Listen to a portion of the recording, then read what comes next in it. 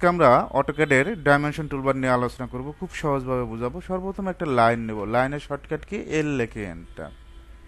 First point click করবা। লাইনটা start করার জন্য আমাদের F8 দিতে হবে, এখান থেকে 5 ফিট। এখন আমরা যদি এটা ডাইমেনশন চেক দিতে চাই, কিবোর্ড শর্টকাটের মাধ্যমে চেক দিতে পারবো। DLI লিখে enter, first point, second point, 5 ফিটের একটা লাইন। আমরা একটা লাইন নেব, এল লিখে এন্টার, এখান থেকে 3 ফিটের একটা লাইন নেব। কত ফিট? 3 ফিট। এখন এইটার যদি ডাইমেনশন চেক দিতে চাই, জাস্ট ক্লিক করবা। ফার্স্টে যেটা আছে ক্লিক করবো, first point, second point, 3 feet. এখন আমরা একটা রেক্ট্যাঙ্গেল বক্স নেব, অনেকভাবে চেক দেওয়া যায়। REC লিখে এন্টার, একদিকে 7 ফিট কোমা দিবা, আর একদিকে 7 ফিট। এটার যদি ডাইমেনশন চেক দিতে চাই, MEA measure, okay, just click করবে, automatic 7 feet by 7 feet show করবে, বারবার ক্লিকও করতে হবে না। লাইন নেব, এল লেখে এন্টার, এখান থেকে আমরা লাইন নেব 5 ফিট। আবার যদি এই লাইনের উপর লাইন একটা ড্র করতে চাই, পারবো না? এখান থেকে এখানে ড্র করা যাবে তো। তারপরে এটা ক্লিক করবা, রুটেটের শর্টকাট কি? আরও লেখে এন্টার, কি লেখে এন্টার, আরও লেখে এন্টার। এই পয়েন্ট থেকে মনে করো 35 ডিগ্রি অ্যাঙ্গেল হবে। কত ডিগ্রি? 35 ডিগ্রি। এটা একটা অ্যাঙ্গেল দিয়ে দিলাম। আরেকটা রেক্ট্যাঙ্গেল বক্স নিবা, REC 5 ফিট বাই 5 ফিট একটা বক্স তৈরি করব।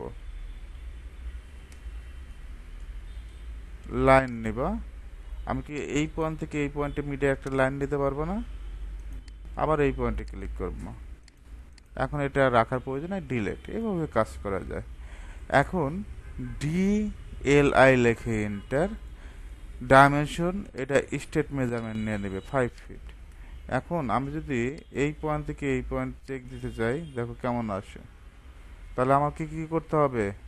অবশ্যই কিবোর্ড শর্টকাটের মাধ্যমে কাজটা শিখতে হবে। DAL লেখে এন্টার, ডাইমেনশন অ্যালাইন, এখান থেকে এই পয়েন্টে ক্লিক করব, 5 ফিট। আবার কোন পয়েন্ট? এই পয়েন্ট থেকে এই পয়েন্টে ক্লিক করবা, এদিকে কত ফিট? 5 ফিট। তো অ্যাঙ্গেল মেজারমেন্ট চেক দিবা কি? ডাইমেনশন অ্যালাইন দিয়ে, DAL। এখন কোনো কারণে তোমার ডাইমেনশন অ্যালাইনটা কিবোর্ড শর্টকাটে মনে নাই, এখানে দেখবা যে অ্যালাইন নামে একটা কমান্ড আছে, অ্যালাইন। অ্যালাইনে ক্লিক করবো, ফার্স্ট পয়েন্ট, সেকেন্ড পয়েন্ট, আবার ইন্টার দিবা। এই পয়েন্ট হয়, এই পয়েন্ট। তুমি কি যে কোনো অ্যাঙ্গেল মেজারমেন্ট চেক দিতে পারবা লাইন দিয়ে, ডাইমেনশন লাইন দিয়ে? পারবো না? ওকে, আবার এই পয়েন্ট থেকে এই পয়েন্ট, প্রত্যেকটা পয়েন্ট টু পয়েন্ট সুন্দরভাবে ক্লিক করবা। পরেরটা কি বলছে? Arts length. ঠিক আছে, এটা আর্টসের লেন্থটা চেক দিব। কিরকম চেক? প্রথমে একটা লাইন নিবা,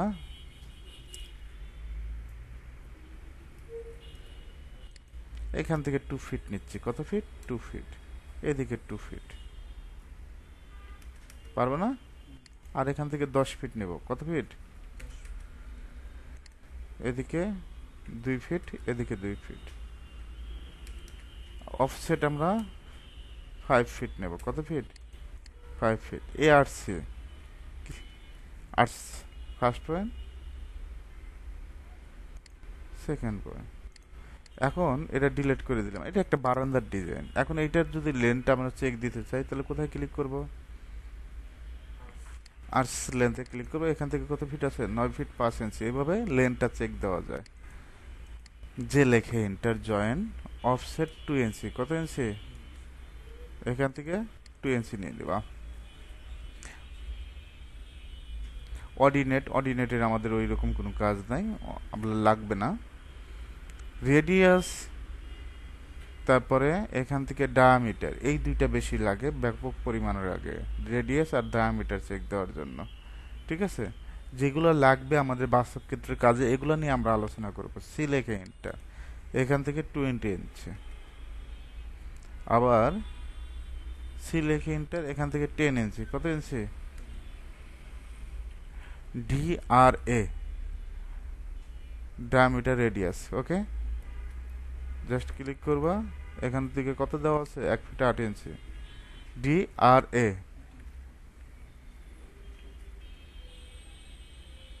আর DDI, জাস্ট এখান থেকে ক্লিক করবা, 3 ফিট 4 ইঞ্চি। এখন আমরা এই সার্কেলে চেক দিব কিসের মাধ্যমে? এখান থেকে কি আছে? ডায়ামিটার আছে, এটা রেডিয়াস, রেডিয়াসটা চেক দিই 10 ইঞ্চি, ঠিক আছে? যেমন এখান থেকে ডি আমরা কি দিয়ে চেক দিলাম? ডি আর এ ডায়ামিটার, এখান থেকে জাস্ট এটারই শর্টকাট, বুঝতে পারছো কিভাবে শর্টকাট? পরেরটা আমরা যদি এখান থেকে ডায়ামিটার চেক দিই, এখান থেকে 1 ফিট 8 ইঞ্চি, মানে কি ডিডি আই, এটা কিবোর্ড শর্টকাট। ওকে, বুঝাইতে পারছি? ওকে, তারপর এখান থেকে কি বলছে? অ্যাঙ্গুলার, অ্যাঙ্গেল চেক দেওয়ার জন্য যত ধরনের অ্যাঙ্গেল, এখানে 35 ডিগ্রি নিয়েছিলাম না সর্বপ্রথম, এখান থেকে জাস্ট ক্লিক করবা, এই পয়েন্টে একটা ক্লিক, এই পয়েন্টে একটা ক্লিক, এন্টার দেবা, 35 ডিগ্রি পাইছো?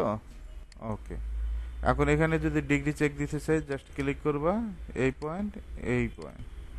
ওকে, এটা হলো অ্যাঙ্গুলার, ঠিক আছে?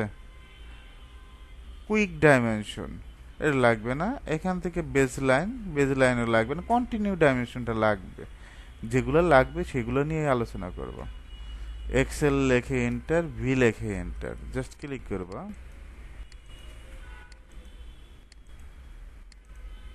ওকে, আমরা ডাইমেনশন চেক দিব, ডি এল আই লেখে এন্টার, নাকি এই পয়েন্ট থেকে এই পয়েন্ট কত ফিট আছে? 11 ফিট।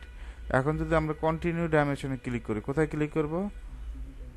কন্টিনিউ, এই যে দেখো জাস্ট ক্লিকের কাজ অটোমেটিকভাবে আসবে। সর্বপ্রথম একটা ডাইমেনশন চেক দিয়ে নিবা, তারপর কন্টিনিউতে ক্লিক করবা, অটোমেটিকভাবে ক্লিক করতে পারবা।